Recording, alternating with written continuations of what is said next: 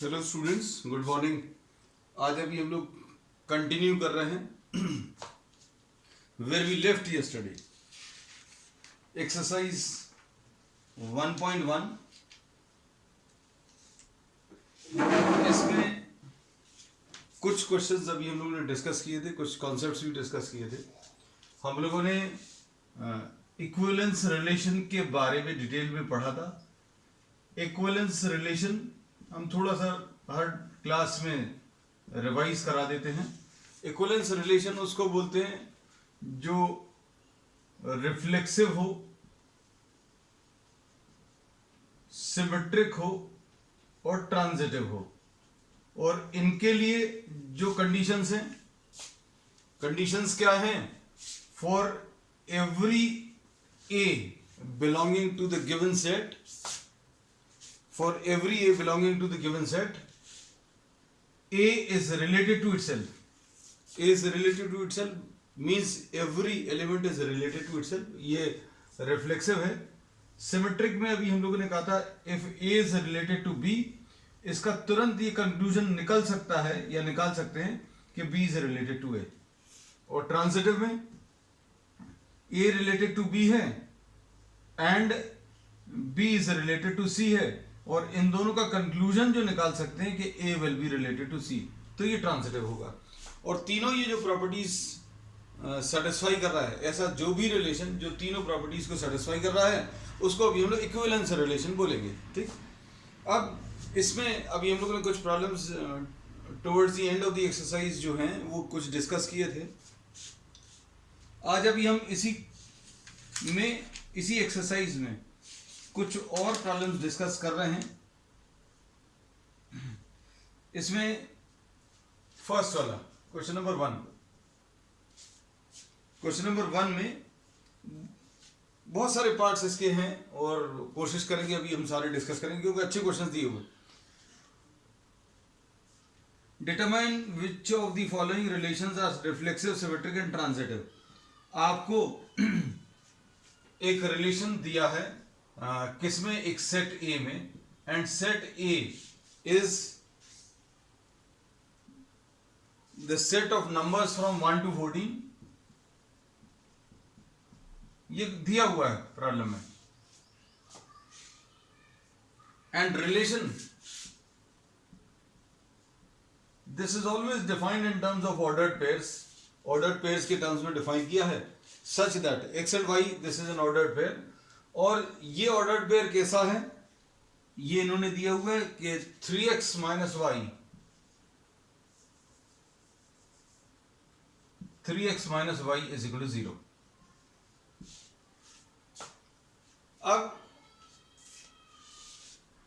इसको अगर अभी हम लोग देखें तो 3x minus Y equal to 0 है, तो y की वैल्यू कितनी आ जाएगी? 3x आ जाएगी। अब हमें सारे ऐसे ऑर्डर्ड पेयर्स बनाने हैं।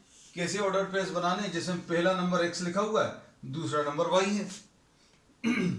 पहला नंबर x, दूसरा नंबर y, और y का एक फार्मूला दिया है क्या? कि 3 times x। तो एक्चुअल में ये ऑर्डर्ड पेयर्स किसके हैं? x और 3x के हैं। हमने कहा ये जो रिलेशन है this is the set of all the ordered pairs x y, और x और y आपको इस दिए हुए सेट से लेना है क्योंकि relation is always defined between 2 sets. तो यहां पर केवल एक ही सेट है, तो अब हम लोग बोलेंगे this is a relation from A to A cross A में से है। इसमें से आपको ऐसे ऑर्डर्ड पेयर्स कलेक्ट करने हैं x और y। x तो ये लिखा हुआ है, y जो दूसरा नंबर है वो 3x है।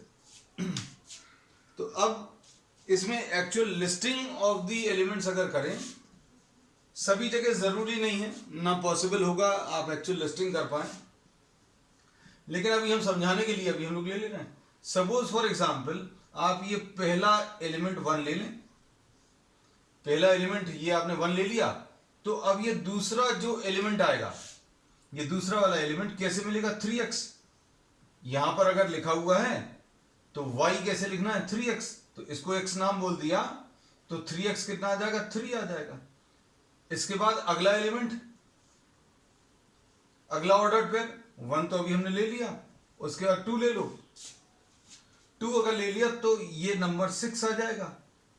क्यों? क्योंकि अभी हमने कहा कि y is given by what 3x 2,6। Actual listing हम बार बार कहना जरूरी नहीं है, and sometimes it will not be even possible, क्योंकि अगर ये सेट आपको एक से लेकर सपोज 200 तक दिया होता, या set of all natural numbers दिया होता, तो कहां तक अभी हम लोग लिखते बैठे। तो just to explain the concepts we are actually listing because it is possible in a finite time. उसके बाद 3,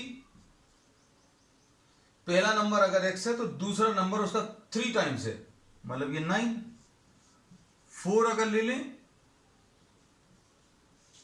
तो 12 आ जाएगा। 5, अब देखो इसमें ये जितने भी पहले एलिमेंट्स हैं, वो इसी सेट को बिलोंग कर रहे हैं। लेकिन अब जैसे ये देखो 5 अगर अभी हम लोग लिखने की कोशिश करेंगे तो 5 कॉमा अगला एलिमेंट जो आएगा इसका इस ऑर्डर पेयर का वो 15 आएगा, वो इस सेट को बिलोंग नहीं कर रहा। तो ये रिलेशन आ गया। So we have written down the relation. अब क्या इसको देखकर आप बता सकते हो रिफ्लेक्सिव है? क्या ये रिफ्लेक्सिव है? बिल्कुल नहीं, क्योंकि 1 इज नॉट रिलेटेड टू 1, 1 इसमें नहीं है, 2 भी नहीं है, 3 भी नहीं है। सारे एलिमेंट्स जो हैं it should be related to itself, so this is not reflexive. Symmetric है क्या? Symmetry का मतलब यह है 1 related to 3 है। इसको हम थोड़ा सा लिख दे रहे हैं इसके बारे में, ये एग्जाम्पल की मदद से क्लियर किया है, फिर अभी हम लिखकर भी बता देंगे कि आपको करना कैसे है। अब इसमें देखो, इसमें for reflexive what can we say, reflexive के लिए अभी हम लोग ये कह सकते हैं कि 1,1 does not belong to R। ये एक एग्जाम्पल लेकर बता दिया। फिर उसके बाद सिमेट्रिक, हम इसको आगे भी एक बार और करेंगे, लेकिन कैसे मैथमेटिकल लैंग्वेज में लिखेंगे विदाउट टेकिंग एग्जांपल्स वो भी बताएंगे। सिमेट्रिक अगर आप देखें तो इसमें 1,3 बिलोंग्स टू R है, but 3,1 this does not belong to R। ये इस रिलेशन को बिलोंग नहीं कर रहा। क्यों नहीं बिलोंग कर रहा? रीजन क्या है? क्योंकि पहला नंबर जो है उसका 3 टाइम्स दूसरा नंबर है। यहां पर पहला नंबर 3 है लेकिन दूसरा नंबर 1 है, तो ये रिलेशन जो है सिमेट्रिक भी नहीं है, रिफ्लेक्सिव भी नहीं है। अब ट्रांजिटिव के लिए देखें, 1,3 बिलोंग्स टू R है, 3,9 बिलोंग्स टू R है, तो इसके हिसाब से 1 रिलेटेड टू 3 है और 3 रिलेटेड टू 9 है, तो 1 रिलेटेड टू 9 होना चाहिए, but this does not belong to R। So this relation is neither reflexive nor symmetric and not transitive. अब इसमें मैथमेटिकल लैंग्वेज में इसको कैसे प्रेजेंट करना है वो अभी हम बता देंगे। You can just note it down और टेक अ स्क्रीनशॉट क्विकली।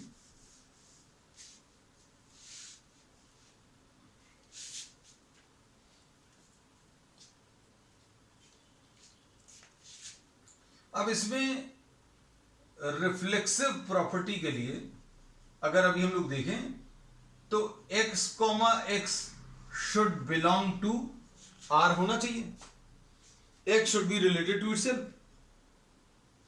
अब ये तो अभी हम लोगों ने ये डेफिनेशन बताई है रिफ्लेक्सिव की कि भैया x element should be related to x और ये order pair this should belong to the relation. अब रिलेशन एक्चुअल में दिया क्या है? ये रिलेशन ऐसा दिया हुआ 3x minus Y. 3x minus Y का मतलब क्या है? 3x minus Y equal to 0 का मतलब क्या है? 3 टाइम्स पहला नंबर माइनस दूसरा नंबर इक्वल टू 0। तो इसका मतलब ये रहेगा 3 टाइम्स पहला नंबर माइनस दूसरा नंबर। इसका मतलब क्या है? 2x will be equal to 0। इसका मतलब है x इक्वल टू 0 आएगा। इसका मतलब क्या है? x की वैल्यू 0 आ रही है, लेकिन 0 जो है 0 does not belong to the given set. 0 जो है दिए हुए सेट में नहीं है। ठीक, अब अगला ले लो, सिमेट्री चेक करें।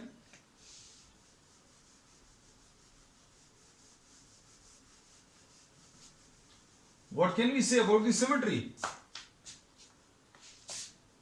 XY belongs to R अगर है, इसका मतलब क्या है? Y इक्वल टू 3x है, और इसका कंक्लूजन अभी हम लोग ये निकाल सकते हैं that yx also belongs to R। yx belongs to R का मतलब क्या है? इसमें दूसरा वाला नंबर पहले वाले नंबर का 3 टाइम्स, ये y 3 टाइम्स x, तो इसका मतलब आएगा x will be equal to 3y।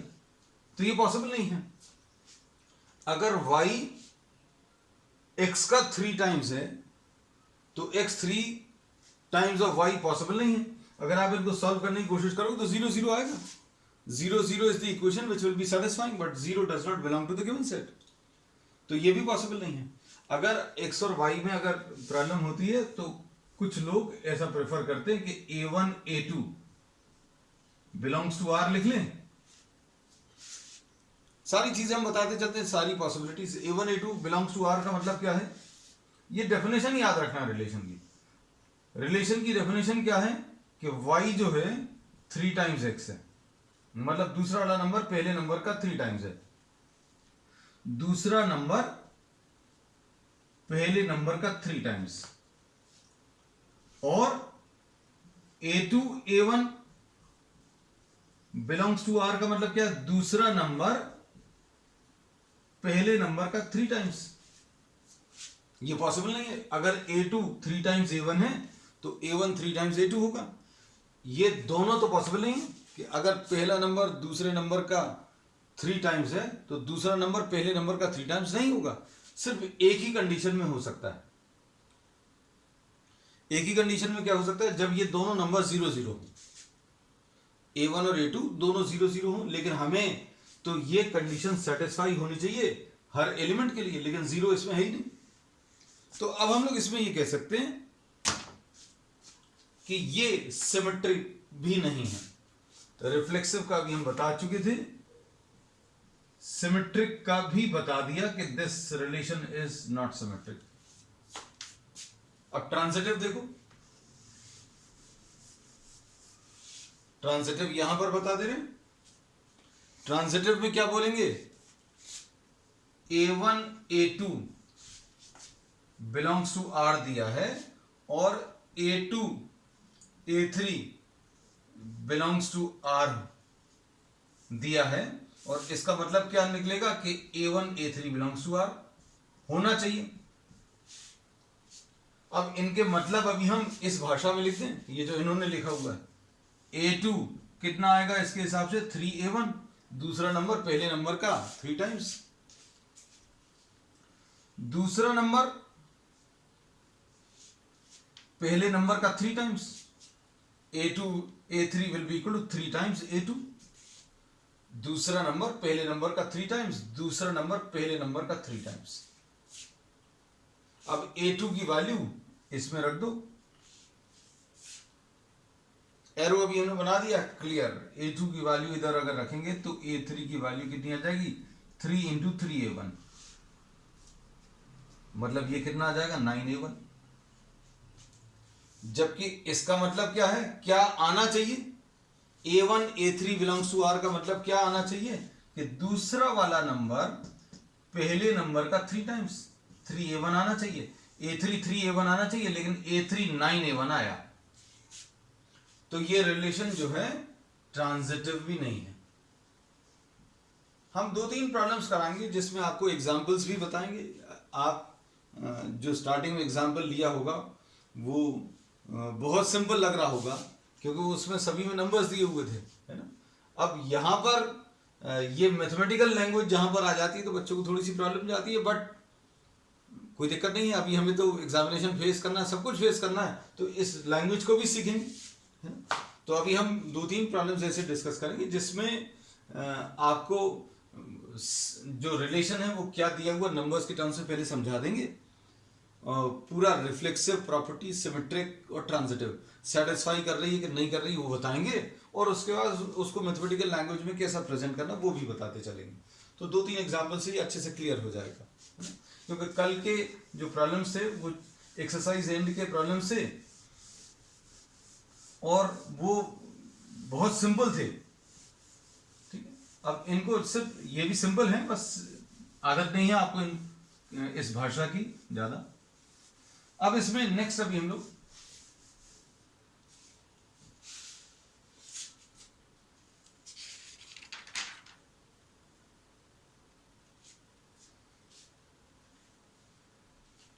First का सेकंड पार्ट, फर्स्ट के सेकंड पार्ट में relation are in the set of natural numbers, R जो है नेचुरल नंबर्स के लिए।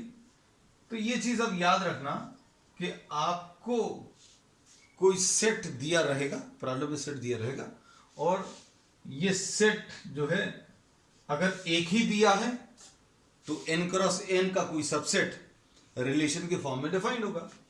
अब इसमें क्या दिया है आगे, R is defined by xy such that y is equal to x plus 5, where x is smaller than 4.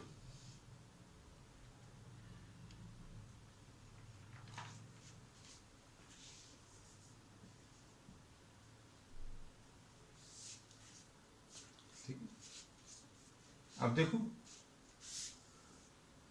अब हमें कैसा ऑर्डर पेयर दिया है, x और y का ऑर्डर पेयर दिया है। x तो लिखेंगे या x क्या रहेगा, नेचुरल नंबर रहेगा, ठीक। उसके बाद y कैसे लिखेंगे, y लिखने का तरीका है ये सभी जगह प्रॉब्लम्स में दिया रहेगा, इसमें दिमाग मत लगाने लगना कि ये कहां से आ गया, पहले तो कुछ और लिखा था यहां पर कुछ और, ये प्रॉब्लम है, प्रॉब्लम पढ़कर देख लेना। अब इसमें x की वैल्यू पहले लिखी हुई है, फिर y लिखा, y कैसे लिखा, जो भी x लिखा है उसमें 5 जोड़ दो।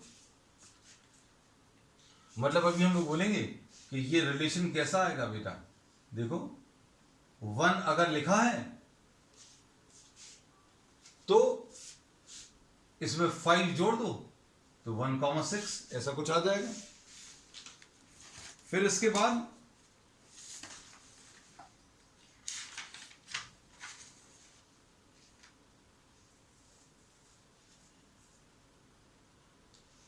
अगला क्या है 2, अगर इधर 2 लिख दिया तो y कैसे मिलेगा, x की वैल्यू 2 रख दो तो 2,7, और 3 अगर रखे तो 3,8। 4 रख सकते क्या, x की वैल्यू 4 नहीं रख सकते, यहीं पर रुकना पड़ेगा। x की वैल्यू 4 क्यों नहीं रख सकते, क्योंकि x स्मॉलर देन 4 दिया हुआ है, ठीक। अब इसको देखकर तो अगर ये ऐसा दिया हुआ है तो अभी आप तुरंत देखकर बिना कुछ ज्यादा कैलकुलेशन किए बता सकते कि ये रिफ्लेक्सिव नहीं है। रिफ्लेक्सिव नहीं है मतलब 1 रिलेटेड टू 1 तो आ ही नहीं रहा, इसमें दिख ही नहीं रहा, 2 रिलेटेड टू 2 भी नहीं है, 3 रिलेटेड टू 3 नहीं है। सिमेट्रिक के 1 रिलेटेड टू 6 है, तो क्या 6 रिलेटेड टू 1 है, नहीं है, तो ये सिमेट्रिक भी नहीं है। अब 1 रिलेटेड टू 6 अगर है तो 6 रिलेटेड टू कुछ और होना चाहिए और फिर इनमें रिलेशन होना चाहिए, तो ये ट्रांजिटिव प्रॉपर्टी सेटिस्फाई करता है, लेकिन वो सब कुछ नहीं है। तो अभी हम लोग क्या कह सकते हैं that this relation is neither reflexive nor symmetric nor transitive, ठीक। अब इसके बाद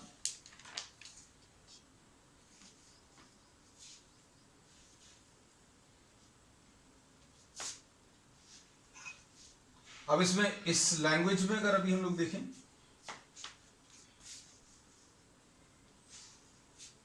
बताओ, इसमें a comma a, every a should be related to itself, मतलब x की जगह भी a है और y की जगह भी a है, इसमें रख दो a is equal to a plus 5, a is equal to a plus 5 अगर लिखा तो क्या आ जाएगा 0 इक्वल टू 5, जो कि पॉसिबल नहीं है, so 0 is not equal to 5, therefore not reflexive. Reflexive के लिए अभी हम लोग क्या कहते हैं, a comma a this should belong to R।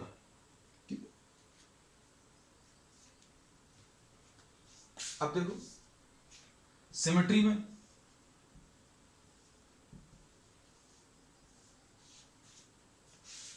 Natural numbers हैं, ये याद रखना, हम a1 कॉमा a2 ले ले रहे हैं और a2 कॉमा a1 ले ले रहे हैं, ये बिलोंग्स टू R का मतलब क्या है, ये बिलोंग्स टू R का मतलब ये है कि दूसरा वाला नंबर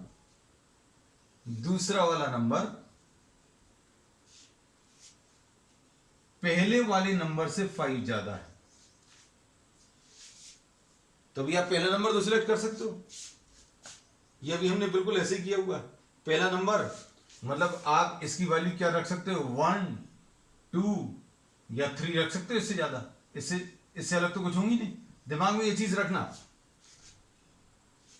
तो a2 की वैल्यू, दूसरे वाले नंबर की वैल्यू कैसी मिलेगी, a1 प्लस 5। अब इसका मतलब क्या रहेगा, इसका मतलब ये रहेगा if a2 a1 belongs to R है, इसका मतलब ये रहेगा कि दूसरा वाला नंबर, ये रिलेशन लिखा हुआ है x और y का, x और y अगर लिखा है तो दूसरा वाला नंबर लिखो, पहला वाला नंबर x और प्लस 5, दूसरा वाला नंबर अगर a1 लिखा विल बी इक्वल टू पहला वाला नंबर प्लस 5। अब देखो इसके हिसाब से क्या चीज कह सकते हैं,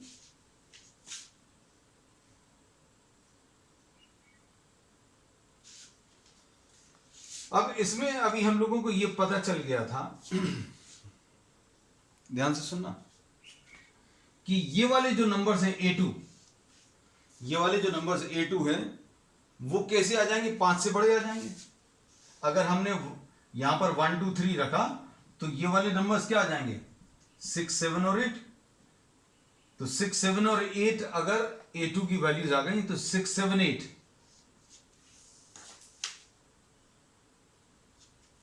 तो कितना आ जाएगा 6 7 8, अगर अभी हम लोगों ने ले लिया तो ये कितने नंबर्स आ जाएंगे, a1 will be greater than 5, a1 greater than 5 आ जाएगा। लेकिन अभी हमने a1 कैसा लिया है, a1 जो पहला वाला नंबर है that should be what, smaller than 4, पहला नंबर जो है स्मॉलर देन 4 होना चाहिए, मतलब ये सिमेट्रिक भी नहीं।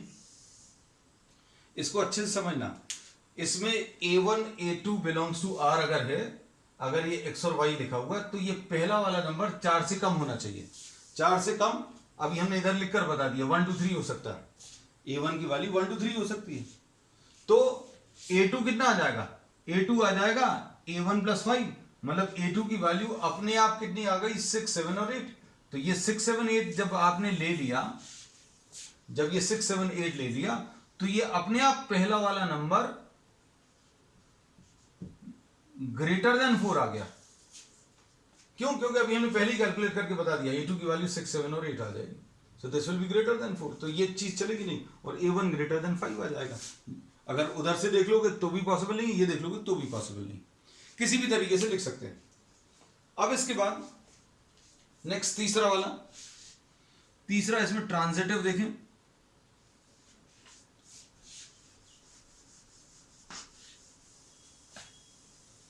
ट्रांजिटिव में क्या बोलेंगे, a1 a2 belongs to R है, a2 a3 belongs to R है, ये तो वैसे यहां पर ही पॉसिबल नहीं होगा, तो a1 a3 belongs to R, क्यों नहीं होगा पॉसिबल, क्योंकि ये जो रिलेशन है उसमें ये पहला वाला इनपुट, पहला वाला जो नंबर है वो 4 से कम रहना चाहिए, तो ये वाला नंबर तो 4 से कम आपने ले लिया 1 2 3, तो इससे ये क्या आ जाएगा 6 7 8, इधर तो चल जाएगा। लेकिन जब आप इसको नेक्स्ट ऑर्डर्ड पेयर में लोगे तो यहां पर नहीं चलेगा। क्यों नहीं चलेगा? क्योंकि आप पहला नंबर जो लेना है, पहला नंबर जो लेना वो 4 से कम रहना चाहिए। तो 6 7 और 8 अभी आप नहीं ले सकते। ठीक है, तो अभी हम लोग बोलेंगे कि ये ट्रांजिटिव भी नहीं है। और अगर लिखना है तो इसमें लिखने का ये जो लॉजिक अभी हमने बताया वो लॉजिक भी लिख सकते हो, या फिर A2 is equal to A1 plus 5 लिख दिया, A3 is equal to A2 plus 5, दूसरा नंबर पहले नंबर से 5 ज्यादा, और इधर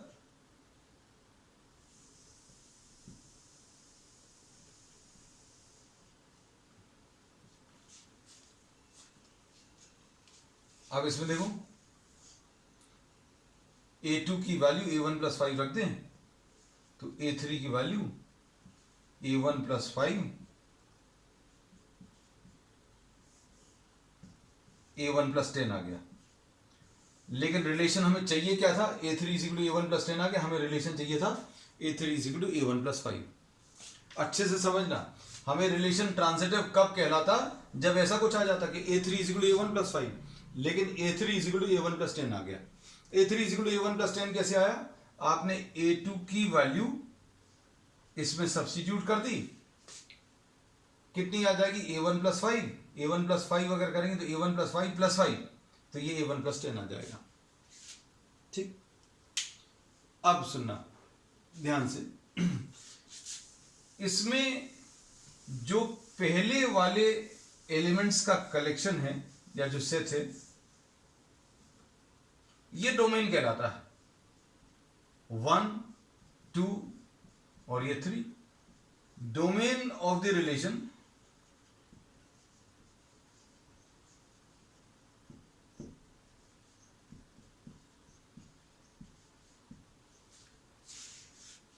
ऐसा कुछ आएगा। और रेंज मतलब कनेक्टेड एलिमेंट्स, दूसरे एलिमेंट्स का कलेक्शन, ये 6 7 और 8 आ जाएगा। ठीक है, हालांकि इसमें पूछा नहीं था, अभी हमने इस प्रॉब्लम में बता दिया। अब नेक्स्ट, इसमें थर्ड क्वेश्चन देख लो।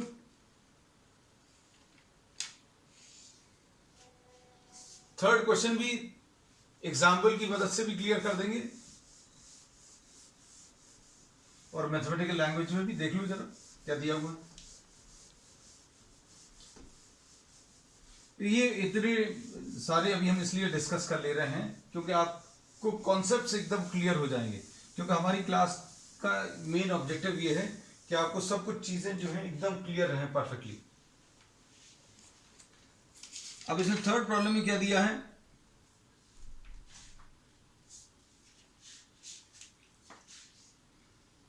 सेट ए दिया है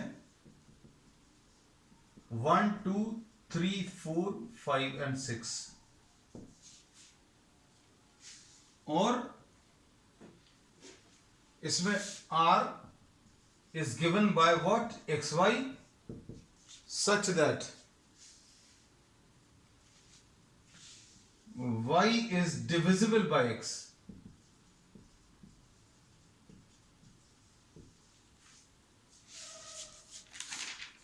और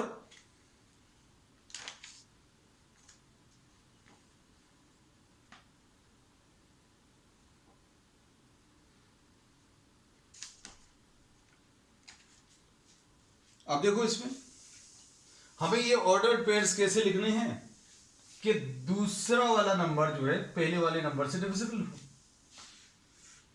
लिख सकते हैं आप 1,1, इसमें दूसरा नंबर पहले से डिविजिबल है, लिख सकते हैं। हम ये इसलिए लिखकर बता दे रहे हैं क्योंकि आपको सारी चीजें क्लियर रहें। y is divisible bye x, दूसरा वाला नंबर डिविजिबल बाय पहला नंबर, उसके बाद 3 1 4 1 5 1 सॉरी, थक गए आज हम। अब इसमें ये कितना आ जाएगा, 13, 14, 15 और 16। अब इसमें बोलो बच्चों, ये तो अभी हमने कुछ नंबर्स लिखे हैं, और आगे लिख सकते हैं 2 2। दूसरा नंबर जो है डिविजिबल बाय पहला नंबर, बिल्कुल सही। 2 3 लिख सकते हो क्या? क्या दूसरा नंबर पहले नंबर से डिविजिबल है? बिल्कुल नहीं। तो अब हम लोग क्या बोलेंगे, 2 4 आ जाएगा, 2 6 आ जाएगा। उसके बाद क्या आ जाएगा, इस लिस्टिंग की हर जगह जरूरत नहीं रहती, लेकिन अभी हम दोनों तरीके से इसलिए करा रहे हैं क्योंकि ये चैप्टर हमेशा के लिए आप इसको अगर अच्छे से देखेंगे तो सब कुछ एकदम परफेक्टली क्लियर रहेगा। 3 3 3 4 लिख सकते क्या? दूसरा नंबर पहले से डिविजिबल बिल्कुल नहीं होगा, तो ये 3 4 तो नहीं होगा, 3 6 जरूर हो सकता है। फिर उसके बाद 4 4 आ जाएगा, 5 5 आ जाएगा और 6 6 आ जाएगा। देख लो, अब इसमें अभी हम लोगों ने एक्चुअल लिस्टिंग कर दी।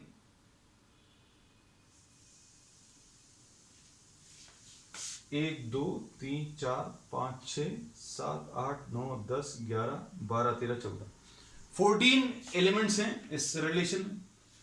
तो क्या ये रिफ्लेक्सिव है? For every element in the given set a should be related to ए।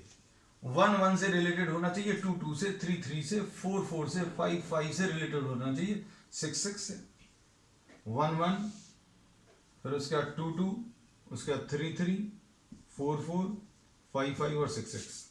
तो यस, ये रिलेशन रिफ्लेक्सिव है। अभी तक कुछ नहीं मिल रहा था, किसी भी प्रॉब्लम में नहीं मिला था, ये रिलेशन रिफ्लेक्सिव है।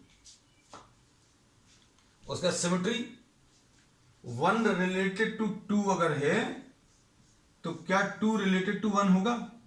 Does this imply that 2 is related to 1?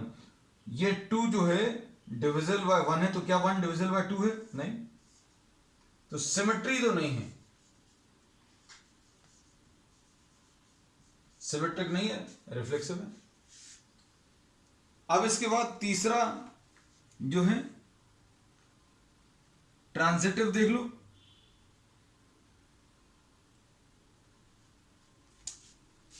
One related to 2 है, 2 रिलेटेड टू 4 ले लो, 2 रिलेटेड टू 6 ले लो, आपको जो भी लिखना हो। 2 रिलेटेड टू 4 लिख लो, 1 रिलेटेड टू 2, 2 रिलेटेड टू 4, तो क्या 1 4 है? यस है। अब इसमें मान लीजिए 2 रिलेटेड टू 4 है, 4 रिलेटेड टू कुछ और, 4 रिलेटेड टू 4 है, तो इसमें 2 रिलेटेड टू 4 आना चाहिए। बीच वाला ये नंबर हट जाता है, ये याद रखना। 1 रिलेटेड टू 3, हम बहुत सारे एग्जाम्पल्स, 1 रिलेटेड टू 3 है, 3 रिलेटेड टू 6 है, तो क्या 1 रिलेटेड टू 6 है? यस, तो ये ट्रांजिटिव भी है। तो ये कैसा रिलेशन है? रिफ्लेक्सिव तो है, सिमेट्रिक नहीं है, ट्रांजिटिव भी है। अब इसको मैथमेटिकल लैंग्वेज में जैसा भी हम लोग लिखते हैं वैसा लिखें। बेटा प्रॉब्लम्स रेगुलरली करना, कॉपी अलग से बना लेना, क्योंकि आप सिर्फ वीडियो लेक्चर्स देखकर आप सक्सेसफुल हो जाएंगे तो बिल्कुल जरूरी नहीं है ना। अभी किसी के मन भी आ रहा है कि हाँ भाई अभी हमने रोज क्लास अटेंड कर ली तो सब कुछ हो जाएगा, ऐसा नहीं है। You will have to work hard. अब इसमें रिफ्लेक्सिव के लिए a a belongs to R है, बिल्कुल कह सकते हैं, because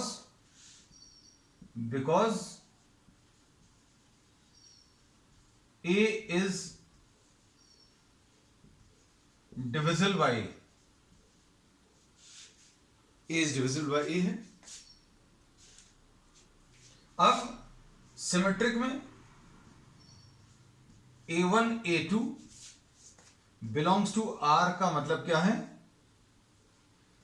A2 is divisible by A1. A2 is divisible by A1.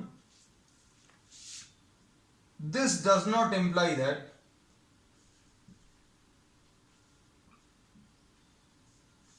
A2 A1 does not belong to R, because A2 divisible by A1 है, दूसरा नंबर पहले नंबर से डिविजिबल है। इसका ये मतलब बिल्कुल नहीं निकाल सकते, not necessary A1 is divisible bye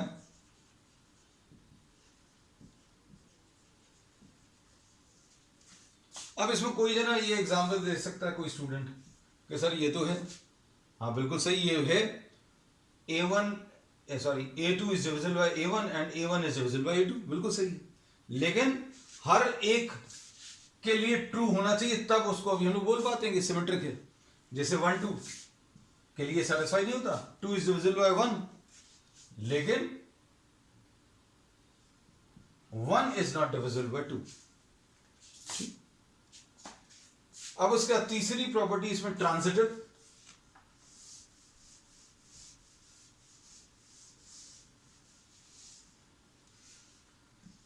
A1 comma A2 belongs to R है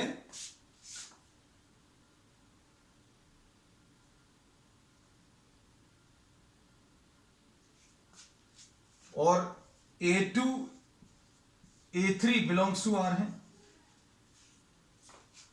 मतलब A2 इज डिविजिबल बाय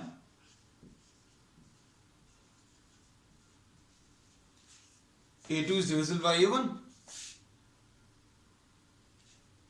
मतलब A2 is a multiple of A1 और A3 divisible by A2, मतलब A3 is a multiple of A2।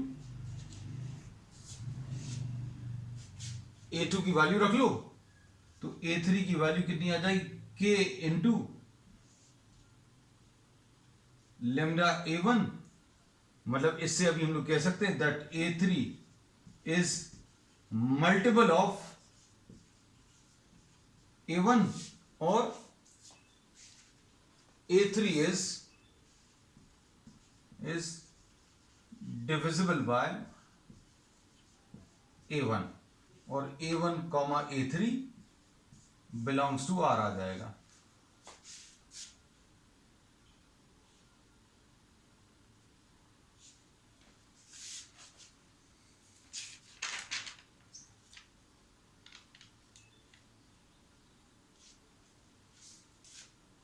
अब इसका जो fourth part है, fourth part और डिस्कस कर ले रहे हैं। This will be the last question of today's class.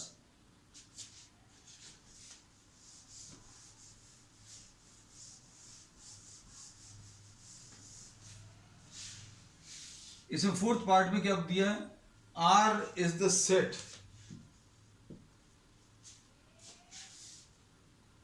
R is defined in what?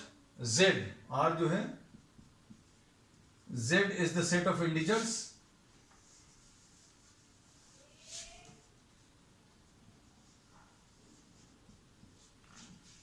और इसमें रिलेशन क्या दिया है? R is defined by xy such that x minus y is an integer. X minus y is an integer. तो देख लो भैया, reflexive A comma A belongs to the relation, मतलब क्या है? x comma y belongs to the relation, मतलब है x minus y एक इंटीजर आना चाहिए। मतलब a minus a, is this an integer? Yes, this is an integer. 0 is an integer और 0 belongs to z, therefore we say that a comma a belongs to R। Her integer जो है खुद से related होगा। क्यों? क्योंकि कोई भी दो इंटीजर्स को माइनस करने पर, कोई भी एक इंटीजर अगर आप ले लें उसको खुद ही के साथ माइनस करने पर जीरो आएगा, और जीरो क्या है? Zero is an integer. Symmetric, ये सिंपल सा प्रॉब्लम था, ये हमें नहीं लगता था डिस्कस करें, लेकिन अब a b belongs to R का मतलब क्या है? A minus b is an integer. तो क्या b a also belongs to R है? B a belongs to R का मतलब क्या है? B minus a. आप कोई भी दो नंबर्स को माइनस करो, 2 माइनस 7 करो, इंटीजर आएगा, 7 माइनस 2 करो तो भी इंटीजर आएगा। A minus b is an integer, therefore b minus a is also an integer. तो ये सिमेट्रिक भी है। ट्रांजिटिव में, ट्रांजिटिव अगर चेक करें बच्चों तो क्या आ जाएगा? A b belongs to R है, b c belongs to R है, मतलब a minus b is an integer, b minus c is an integer. A minus b is an integer, suppose lambda है integer, b minus c suppose k है, ये भी एक integer है। दोनों का आप ऐड कर लो तो क्या आ जाएगा? A minus b plus b minus c is lambda plus k, और दो इंटीजर्स को ऐड करने पर भी आपको क्या मिलेगा? इंटीजर ही मिलेगा। इधर पर क्या आ जाएगा? A minus c is an integer, therefore a c also belongs to R. ठीक है, अब आज के लिए इतना ही। अब कोशिश करना जितने ही प्रॉब्लम्स फर्स्ट एक्सरसाइज में दिए उन सबको आज कंप्लीट करें।